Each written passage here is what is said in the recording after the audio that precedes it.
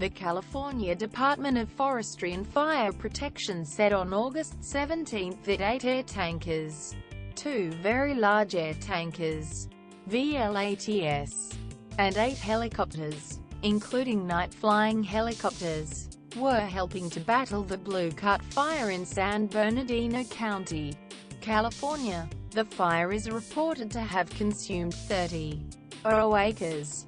This video shows a helicopter taking up water at a reservoir in Devore, San Bernardino County.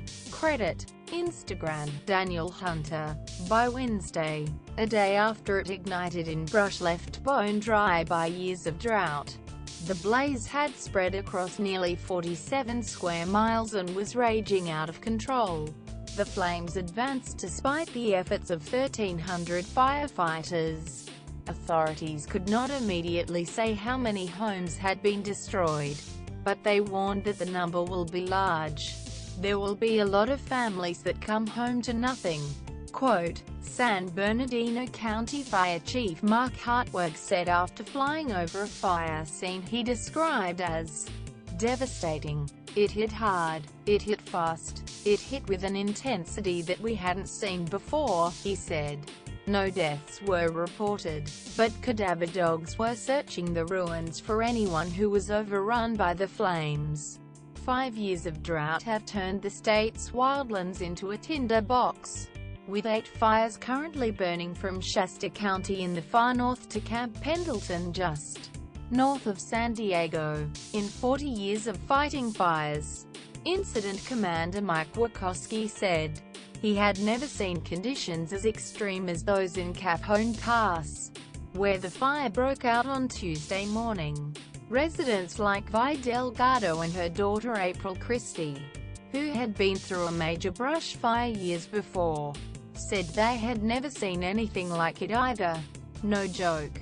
We were literally being chased by the fire. A tearful April Christie said in a voice choked with emotion as she and her mother sat in their minivan in an evacuation center parking lot in Fontana.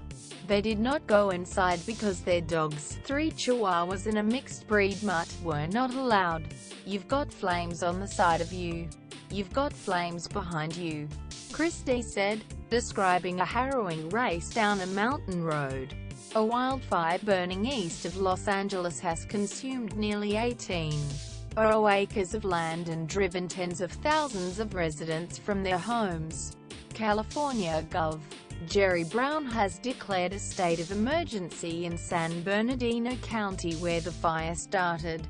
Photo. EP. She was led by a sheriff's patrol car in front while a California Highway Patrol vehicle trailed behind and a truck filled with firefighters battled flames alongside her.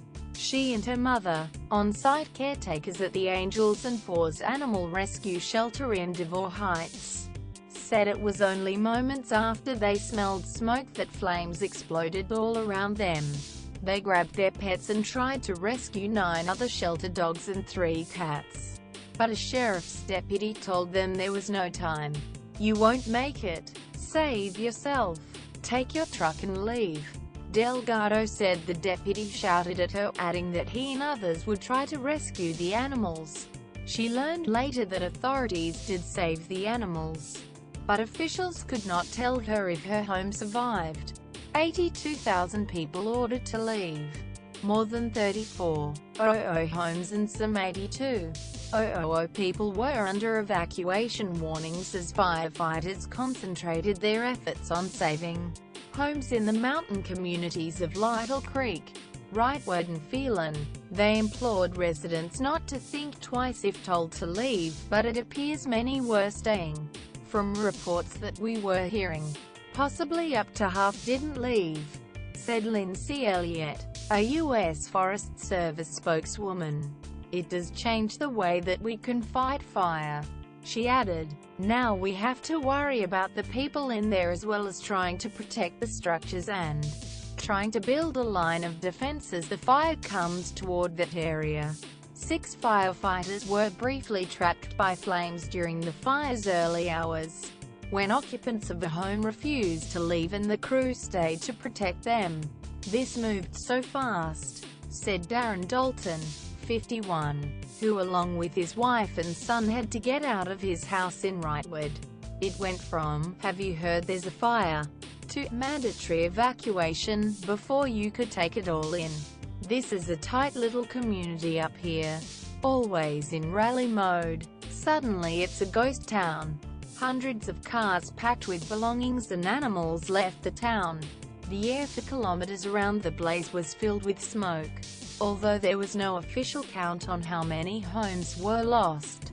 Eric Sherwin of the San Bernardino County Fire Department said that he had seen at least a dozen buildings go up in flames, some of them homes. Among them was the Summit Inn, a historic Route 66 diner near Interstate 15. The interstate is a major route connecting Los Angeles to Las Vegas, and countless big rigs were parked along it on both sides of Cajon Pass on Wednesday, waiting for it to reopen.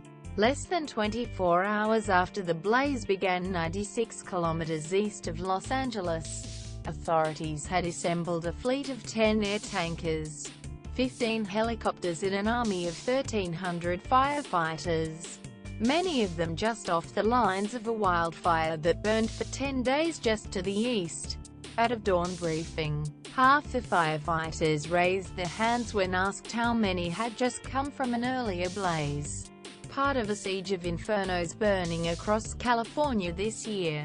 In all, 10,000 firefighters are fighting the 8 ongoing blazes.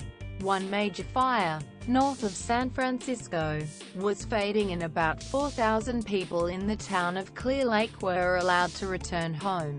The relief was tempered by anger at a 40-year-old man authorities believe set the blaze that wiped out several blocks of the small town of Lower Lake over the weekend. That fire destroyed 175 homes and other structures in the working-class community. Damon Pashilk is charged with 14 counts of arson in connection with 12 separate fires dating back to July 2015 and 1 count of attempted arson. He appeared in court Wednesday but did not enter a plea. News.com. Our privacy policy includes important information about our collection, use and disclosure of your personal information, including to provide you with targeted content and advertising based on your online activities. It explains that if you do not provide us with information we have requested from you, we may not be able to provide you with the goods and services you require. It also explains how you can access or seek correction of your personal information, how you can complain about a breach of the Australian privacy principles and how we will deal with a complaint of that nature.